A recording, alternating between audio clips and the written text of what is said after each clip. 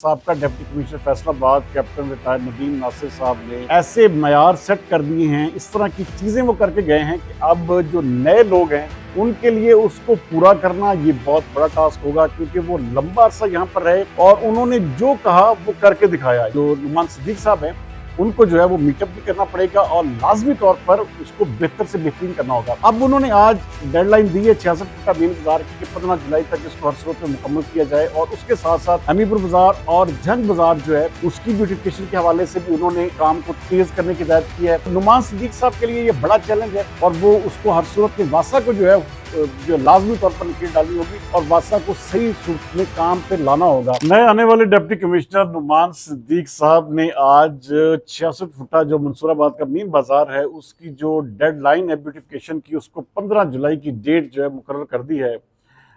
आप यकीन माने कि साबका deputy commissioner Faisalabad captain retired Nadeem Nasir साहब ने ऐसे मयार सेट कर दिए हैं, इस तरह की चीजें वो करके गए हैं कि अब जो नए लोग हैं उनके लिए उसको पूरा करना ये बहुत बड़ा टास्क होगा, क्योंकि वो लंबा अरसा यहाँ पर रहे और उन्होंने जो कहा वो करके दिखाया। ये उनकी एक चीज मैं देखें जब कोई अच्छा काम करके जाए तो उसको सराहना चाहिए, और जो स्टैंडर्ड्स वो सेट करके जाता है उसको पूरा करना जो है वो यकीनी तौर पर एक बिग टास्क होता है।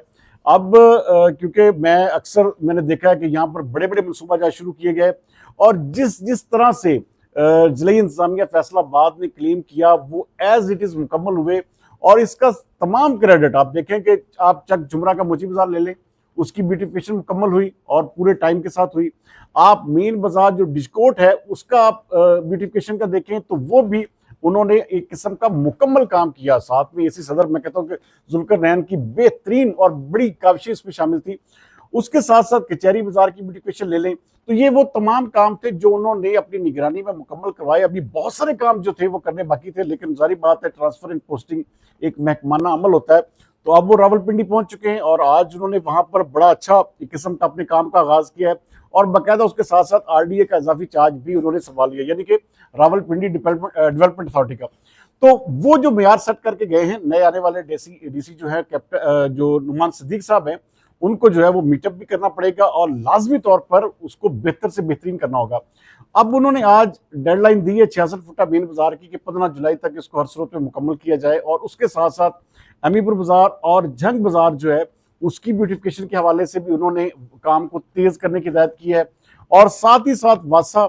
और अब देखें इस वक्त पूरे फैसलाबाद में वासा जो है वो एक गंभीर मसला जो है बन चुका है।